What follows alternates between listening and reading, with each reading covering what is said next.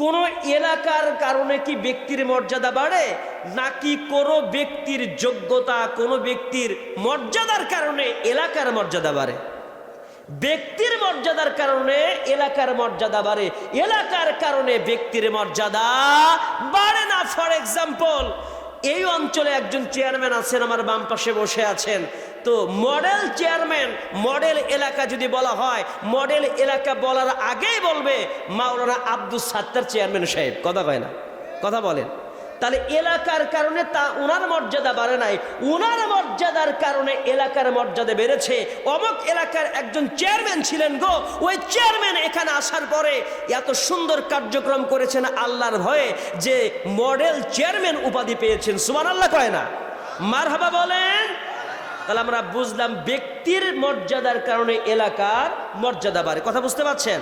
তাহলে লোকমানের মর্যাদার কারণে লোকমান এমন একটা গুণের কাজ করেছিলেন যার কারণে আল্লাহ তাআলা একজন ইথিওপিয়ার মোটা ঠোঁট মোটা কৃষ্ণবর্ণের ব্যক্তির নামটা কোরআনে ইনক্লুড করেছেন। সুবহানাল্লাহ কাল সকালে বললেও চলবে। একটু জোরে বলেন না সুবহানাল্লাহ। এখন আমরা বুঝতে পারছি কারণটা হলো এই, আল্লাহ রাব্বুল আলামিন কোন ব্যক্তির বংশ মর্যাদাকে দেখেন না। আল্লাহ সুবহানাহু ওয়া তাআলার কাছে ব্যক্তিটা কত সুন্দর এটা খেয়াল করেন না। ব্যক্তিটা দেখতে কত লাবণ্যময়ী এটা আল্লাহর কাছে দাম নাই। ব্যক্তিটাকে ঠেলাওয়ালা, ভ্যানওয়ালা, রিক্সাওয়ালা, দিনমজুর, নাকি ব্যক্তিটা জজ, ব্যারিস্টার, উকিল, মুক্তার, হাবিলদার, চকিদার, নাকি প্রধানমন্ত্রী, চেয়ারম্যান, মেম্বার, এইটা আল্লাহ রব্বুল আলামিন দেখেন না। আল্লাহ রব্বুল আলামিনের কাছে ওই ব্যক্তির মর্যাদা বেশি হয়। ইন্না আকরামাকুম ইনদাল্লাহি আতকাকুম। জোরে জোরে বলি আল্লাহু আকবার। যার অন্তরের ভিতরে আল্লাহর ভয়টা বেশি থাকে, আল্লাহর ভয় যার অন্তরে বেশি আছে, আল্লাহকে যে ভয় করে চলে আল্লাহ রব্বুল আলামিন ওই ব্যক্তির মর্যাদা এই পৃথিবীর জমিনে যত রকমের সম্মানী ব্যক্তি থাকুক না কেন, যাকে দেখলে পরে তপোদ্দনি দেওয়া হয়, যাকে দেখলে পরে যার জন্মদিনে বিশেষ আয়োজনে অথবা মৃত্যুর সময়েও দেখবেন বন্দুকের গুলি ফোটায়, ফটাস ফটাস ফটাস, পো পো পো পো পো। কথা কয় না কেন? আছে না? আছে না? বিশাল সম্মান দিল, মৃত্যু হলে পরে সম্মান দিয়ে কবরের ভিতরে রাখলো। ও মুসলমান, এটা তো জাগতিক সম্মান, দুনিয়ার সম্মান।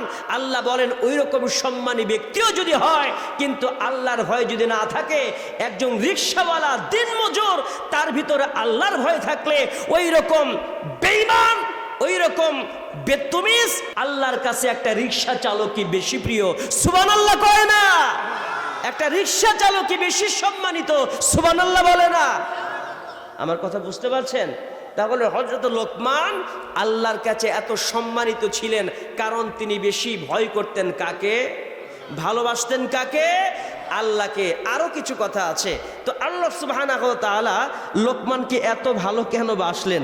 হযরত লোকমানকে প্রশ্ন করা হলে লোকমান বলেন, আমার জিন্দেগিতে কোনোদিন আমি মিথ্যা বলিনি।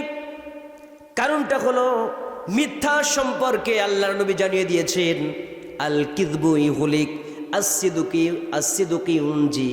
সত্য মানুষকে মুক্তি দিয়ে দেয়, মিথ্যা মানুষকে ধ্বংস করে দেয়। আছে না নাই? কিন্তু আজকে খেয়াল করে দেখেন, তাম পৃথিবীর জমিনে খেয়াল করেন, মিথ্যা দিয়ে মানুষ এত বেশি প্রসিদ্ধ হয়েছে, মিথ্যা এত বেশি সমাজে প্রচারিত, এত বেশি সমাজের ভিতরে ভাইরাল হয়ে গেছে, মিথ্যা যেন সমাজের ভিতরে এত কঠিনভাবে প্রতিষ্ঠিত হয়েছে যে কোনো ব্যক্তি এমন আছে দিনে 200টা মিথ্যা কথা না বললে যেন পেটের ভাত হজম হয় না। অথচ কবিরা গুনাহ, সবচেয়ে মারাত্মক রকমের যত বড় বড় গুনাহ আছে, সেই কবিরা গুনার ভিতরে উল্লেখযোগ্য নিকৃষ্ট জায়গার যার স্থান আল কিযবু উম্মুয যুনুব বলা হয়েছে। সকল পাপের মা, সকল পাপের মূল, সেটা হচ্ছে মিথ্যা কথা বলা। সেই মিথ্যা বলা যাবে? কথা বলেন, মিথ্যা বলা যাবে? সত্য মানুষকে মুক্তি দেয়, মিথ্যা মানুষকে ধ্বংস করে। মিথ্যা সম্পর্কে একটা হাদিস আপনাদেরকে শুনিয়ে দেই। আল্লাহ নবীর কাছে একজন ব্যক্তি এসে বলছে, ইয়া রাসূলুল্লাহি, আমার জীবনের মধ্যে 3টা বদ অভ্যাস আছে, 3টা বদ আমল আছে। কিন্তু ধীরে ধীরে 3টা বদামল থেকে আমি ফিরে আসতে চাই। প্রথম নাম্বারে মিথ্যা কথা বলি, 2 নাম্বারে মদ খাই, 3য় নাম্বারে আমি চুরি করি। জোরে কর নাউজুবিল্লাহ। ইয়া রাসূলুল্লাহ, কি প্রথমে আমি কোনটা ছেড়ে দেব একটু আপনি আমাকে বলুন। আল্লাহ নবী কিছুক্ষণ চিন্তা করলেন। চিন্তা করার পরে রাসূল বললেন, প্রথমে বললেন না মদ খাওয়া বাদ দাও, প্রথমে বললেন না তুমি চুরি করা বাদ দাও। আল্লাহ নবী সর্বপ্রথম বলে দিলেন তুমি সর্বপ্রথম মিথ্যা বলা ছেড়ে দাও। আর মাঝে মাঝে তুমি এই মিথ্যার প্রতি অটল আছো কিনা, মিথ্যা ছেড়ে দিয়েছো, এই কথার প্রতি অটল থাকতে পারো কিনা। মাঝে মাঝে তোমার কার্যক্রম সম্পর্কে তুমি আমার কাছে বলে যাবে, আমার কাছে দেখা করবে, আমার সাথে যোগাযোগ রাখবে। বলেন সুবহানাল্লাহ। ব্যক্তিটি বাড়িতে চলে গেলেন, আল্লাহ নবীকে বললেন ইয়া রাসূলুল্লাহ, কি শপথ করে বলছি জীবনে মিথ্যা কথা বলবো না। রাসূল সাল্লাল্লাহু আলাইহি ওয়াসাল্লামের কাছ থেকে যখন ব্যক্তিটি বাড়িতে চলে গেছে, রাত্রিতে চিন্তা করেছে রাসূল তো মদ খাইতে নিষেধ করে নাই, মদের বোতলটা হাতে নিয়ে ঢেলেছে মদ খাওয়ার জন্য। চিন্তা করি আল্লাহ রাসূল সাল্লাল্লাহু আলাইহি ওয়াসাল্লাম তো মদ খেতে আমাকে নিষেধ করেনি, কিন্তু মিথ্যা বলবো না, নবীর কাছে শপথ করেছি আমি যদি মদ খাই, এই কথা যদি রাসূলকে বলে দেই, রাসূল যদি প্রশ্ন করেন এ কয়েকদিন কি করেছো, আমি যদি বলি মদ খেয়েছি, ইসলামী শরীয়তের আইন হচ্ছে কোনো ব্যক্তি মদ খেলে পরে তাকে 80টি বেত্রাঘাত মারতে হবে। জোরে বলেন ঠিক কিনা? তাহলে মদ খাওয়া যাবে না, নবীর সামনে অপমানিত হব, সাহাবীদের সামনে আমাকে বেত্রাঘাত করা হবে, জনগণের সামনে বেত্রাঘাত করা হবে। অতএব মদ আমি খাবো না। সঙ্গে সঙ্গে মদ থেকে সে ফিরে এসেছে।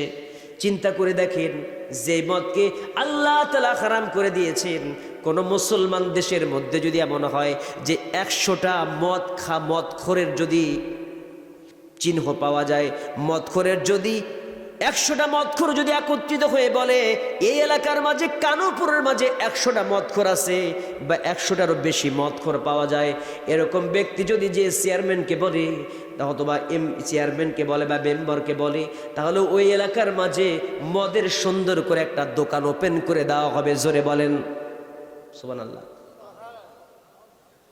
হ্যাঁ, নাউজুবিল্লাহ হবে। জোরে কর নাউজুবিল্লাহ। এটা কি মুসলমানের কাজ? মুসলমান কি মদের লাইসেন্স দিতে পারে? মুসলমান মদের লাইসেন্স দিতে পারে না। যেই মদ খাওয়ার কারণে ওমর ফারুক রাদিয়াল্লাহু তাআলা আনহু নিজের হাতে বিচার উঠায় নিয়ে নিজের সন্তানকে পর্যন্ত দুনিয়াতে চাবুক মারতে মারতে শেষ করে দিয়েছেন, তবু আল্লাহর বিধানের এতটুকুন ব্যতিক্রম করেন নাই।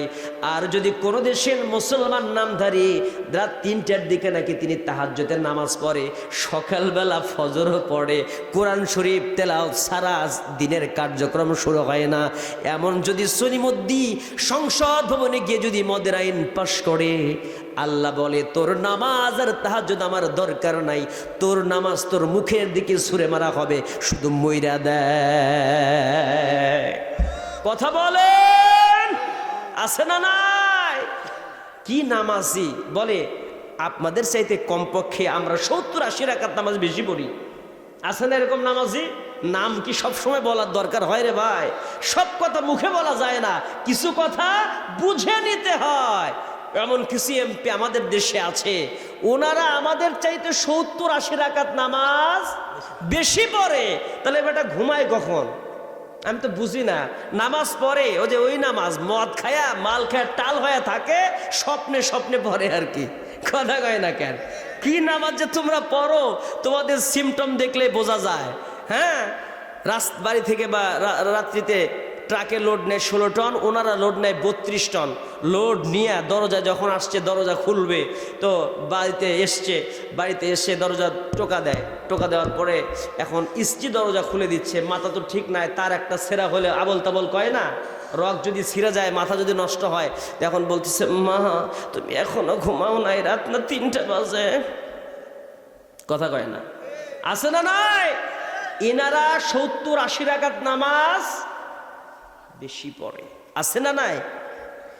ও মুসলমান, এরপরে কি হয়ে গেল? ব্যক্তিরা চুরি করার জন্য রেডি হয়েছে। চুরি করা যাবে না, সিদ্ধান্ত নিয়েছি। আল্লাহ নবী যদি প্রশ্ন করেন তাহলে আমি কি বলবো? মিথ্যা তো বলতে পারবো না, শপথ করেছি।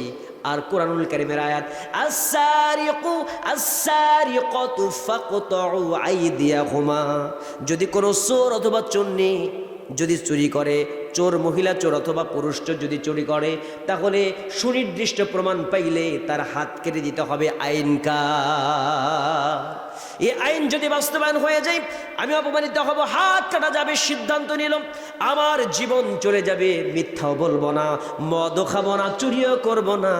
আল্লাহ নবীর সামনে কি বলি, ইয়া রাসূলুল্লাহি, শুধু বাদ দিতে বলেছিলেন মিথ্যাটা, মিথ্যা বাদ দেওয়ার সাথে সাথে আমি মদ খাই এবং চুরি করা দুইটাই বাদ দিতে সক্ষম হয়েছি। জোরে জোরে বলেন সুবহানাল্লাহ। চিন্তা করেন, আল কিযবু যুনুব, সেইটা হযরতে লোকমান জীবনে করে নাই, এমনি এমনি কোরআনে নাম আসে নাই, সুবহানাল্লাহ কয় না। তৃতীয় নম্বর, হযরত লোকমান বলে উপার্জন করিনি হারাম আর খায়ও নাই হারাম, হারাম উপার্জন করি হারাম খায়নি। আজকে আমাদের দেশের মধ্যে সুদ ঘুষ থেকে শুরু করে উপার্জনের অনেক অধিকাংশ টাকাই যেন হারাম টাকা। জোরে বলেন ঠিক কিনা? যেই ব্যক্তি হারাম খাবে, হারাম খাবার খাওয়ার কারণে রক্ত মাংস তৈরি হবে, ওই ব্যক্তির আল্লাহর দরবারে কবুল হবে না, ওই ব্যক্তির নামাজ কবুল হবে না, ওই ব্যক্তির শরীরটা জাহান্নামের জন্য প্রস্তুত হয়ে যাবে। এই জন্য সুদ খাওয়া যাবে না, ঘুষ খাওয়া যাবে না, হারাম ইনকাম করা যাবে।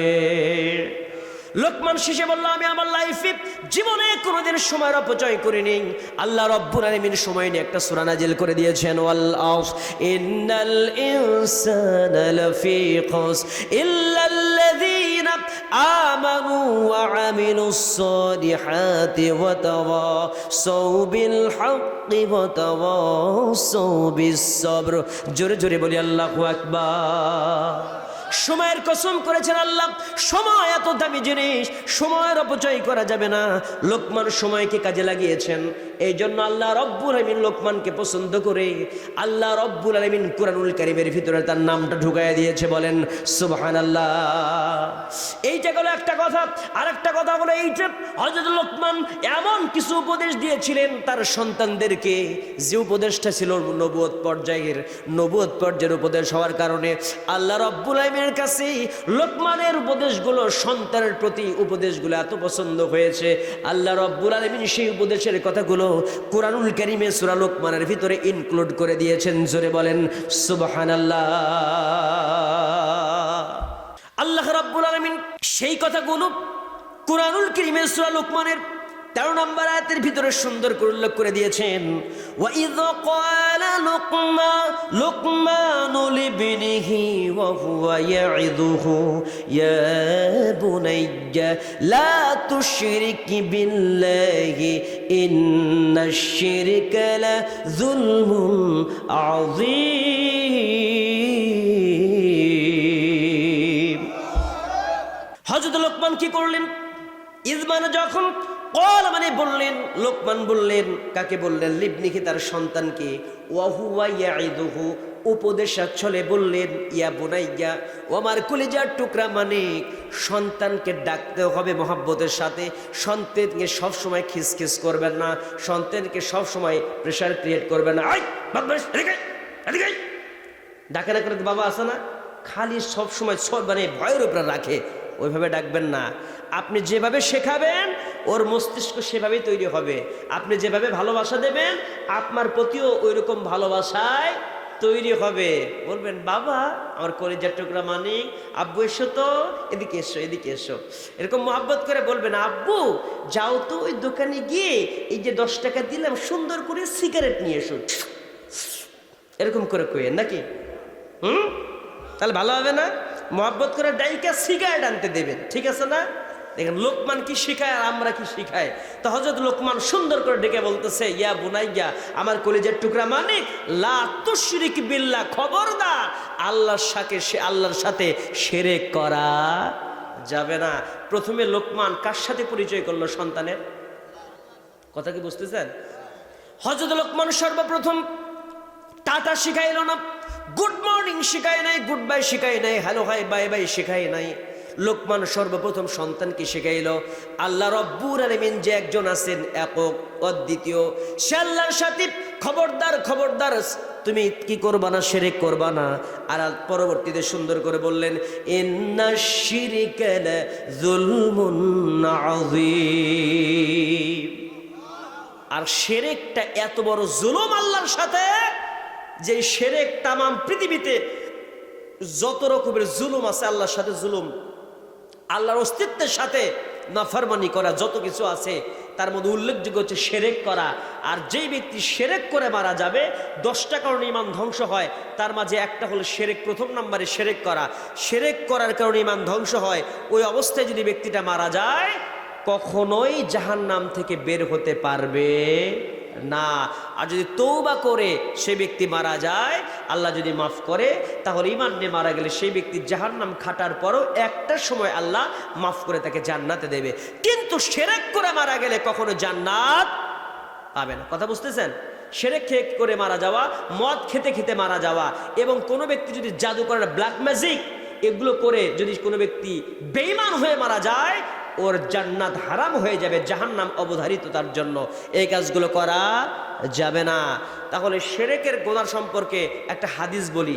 রাসূল সাল্লাল্লাহু আলাইহি ওয়াসাল্লাম বলেছেন লা তুশরিক বিল্লাহি শাইআ ওয়া ইন কুতিলতা ওয়া হুররিকতা, খবরদার তোমাকে যদি হত্যাও করা হয় এবং তোমাকে যদি আগুনে পুড়িয়েও দেওয়া হয় তবুও শিরক করা। কথা বুঝতেছেন আমার? হত্যা করলে শিরক করা যাবে না, ফাঁসি দিলেও শিরক করা যাবে না, আগুনে পুড়ায় দিলেও। কিন্তু যদি আমাদের বাবা বলে তাহলে শিরক করা যাবে, মা বললে তাও না।